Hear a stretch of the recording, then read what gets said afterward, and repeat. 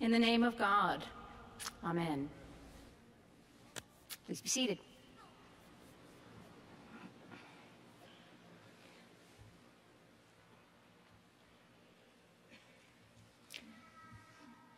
If you were to go to your dictionary or your search engine and type in the word acolyte, as I did this week, you'll find a couple of definitions. Here's one. An acolyte is a person who helps with religious services. An acolyte, that's just in this definition number 2, an acolyte is also a fan or a follower of famous or admirable people. So, you're likely to find an acolyte in church or at a rock concert.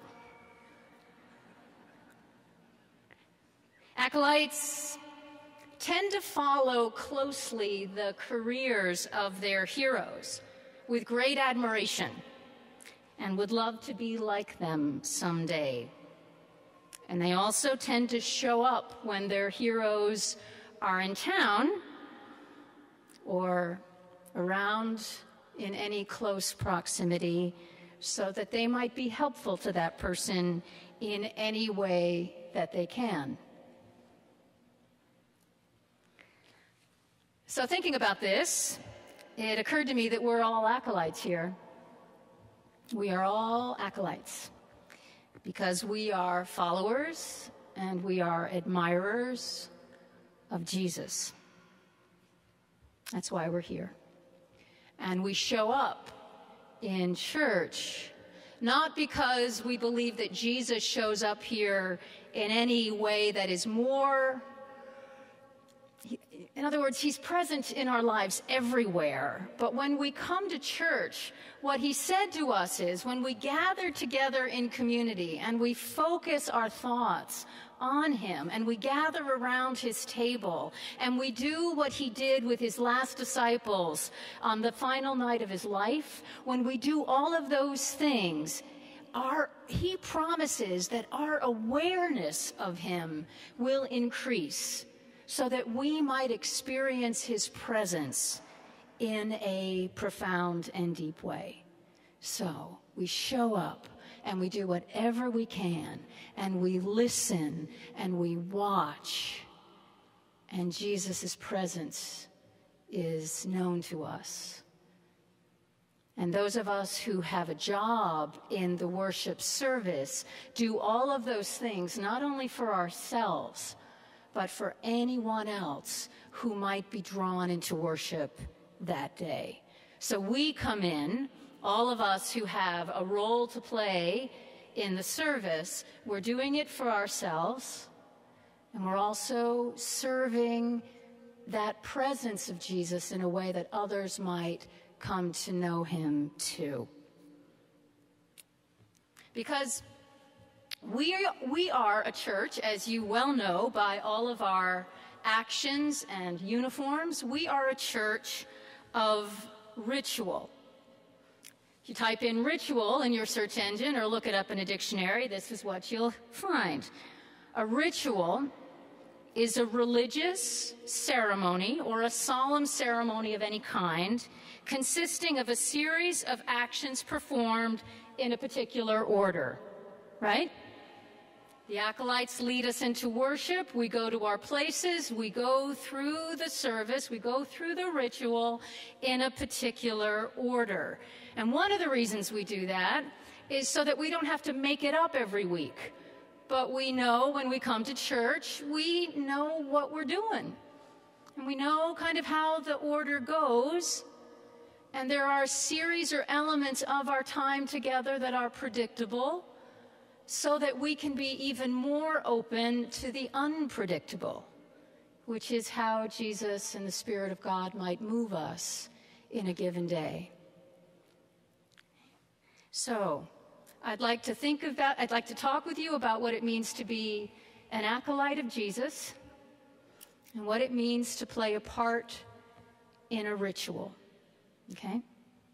Now, can I have a show of hands of anyone who has ever been part of a play or a musical or theater of any kind? There's a fair amount of you. thank you. There's a high correlation between church people and theater people, I've noticed, myself included. And so I spend a lot of time in my life thinking about ritual as the way an actor or an actress or a musician thinks about theater or play, or about a role that we take on for the service of a larger experience or truth. So there's this acting teacher who has a theory about circles that she teaches to her acting students, but as soon as I heard it, I thought, it's for the church too, and frankly, it's for every dimension of life. And as I tell her theory to you about the 3 circles, see if you get what I mean. Not just in church, but everywhere, okay? So she says, her name is Patsy Rodenberg, by the way, and she says that there are 3 circles of energy that we human beings move through in our life, and in particular when we're involved in rituals or performances or anything that has kind of a set structure to it, okay? The first circle of energy, she calls the inner circle. And the first circle is when you're standing or you're sitting, and everything about you suggests that all of your energy is going inward.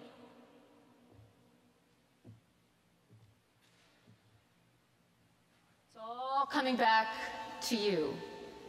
It's not a bad circle, mind you, but everything about you is communicating, I am inside me, right? It's hard to have a conversation with somebody who's in the first circle, right? Because you can have 2 people in a room, you can have a whole church full of people who are worshiping in the first circle, right? Can't you? It's not a bad place to be, but it's a limiting place. Why? Because it's all inside, right? So that's circle number 1. Skip 2 for a second. Now we're going to go to 3. 3 is the exact opposite of 1. 3 is energy going out, right? It's big, take up all the space in the room energy. It's putting yourself out there. What would an acolyte in third circle look like? What would a worship service of third circle look like? Right? It's all big, and it's all about me. Again, it's not bad all the time. You know, sometimes we need a bit of third circle energy, don't we? To wake up a room, or to make our presence known, or to get a point across. It's exhausting if you're there all the time, right? It's also very hard to have a meaningful interaction with somebody who's in the third circle, isn't it?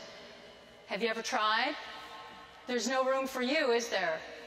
Because it's all about, you know that thing like, so enough talking about me, let me hear you talk about me, right? That sense of, it's all about me. Okay. Now, I'm exaggerating to make a point, right? There's this energy, and there's this energy. Okay. Now, as you might imagine, the second circle is completely different. The second circle is what Patsy Rodenberg would call the circle of presence. Being fully present. Being fully present means bringing my whole self into the room, but it's also really interested in relationship and eye contact and reading the mood of the room and being fully engaged It's a circle of great awareness. It's a circle of potential connection.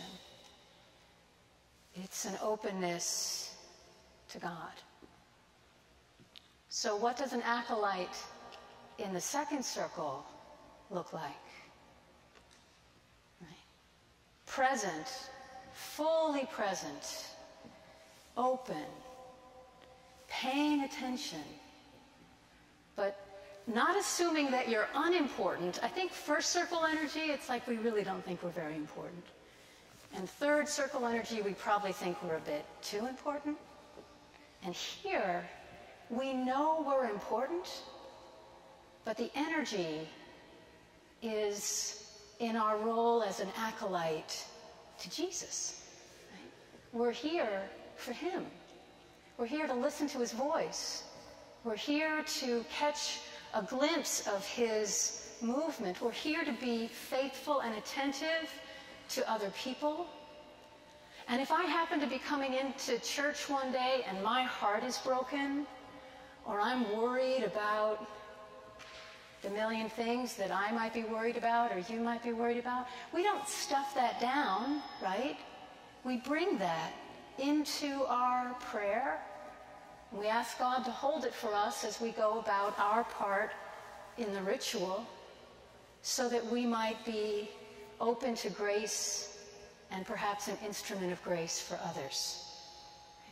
So I'd like to invite you all to live your life and to serve as acolytes. And remember, all of us are acolytes when we come into church, small a, in the second circle of presence as much as you can. And there be open. Like the young boy in the gospel story, bring your offering, bring your whole self. Like St. Paul says in the letter to the Corinthians, bring your gifts, bring them all. They're all what you bring. And then put on your white robe or your vestments to remind yourself that you are a baptized child of God, no better, but no less than anyone else.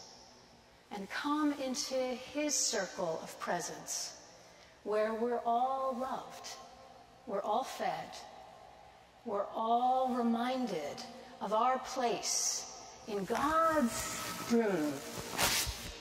And from there we can go outside the ritual, take off all our fancy uniforms, and be fully present in our world with the same attentiveness to the Spirit of Jesus who's all around us. You play a very important part in the worship of our church. A very important part. And if you bring your full self to that part, to that role, it will bless you, but it blesses countless other people. And so on behalf of your churches, I want to thank you. I know it means getting up earlier on Sunday mornings than perhaps you'd like. And if your church doesn't have enough acolytes, it may mean you're being scheduled a few times more a month than you'd rather be. I want to thank you for that. And thank you for your part of God's grace and presence that is made known through your worshiping community each and every time you gather. And remember, when you step into the second circle of presence, Jesus is already there with something of importance to say to you, for you that day, so that you may know how much he loves you and how much he needs you to carry that circle out into the rest of your life and the world Jesus came to heal.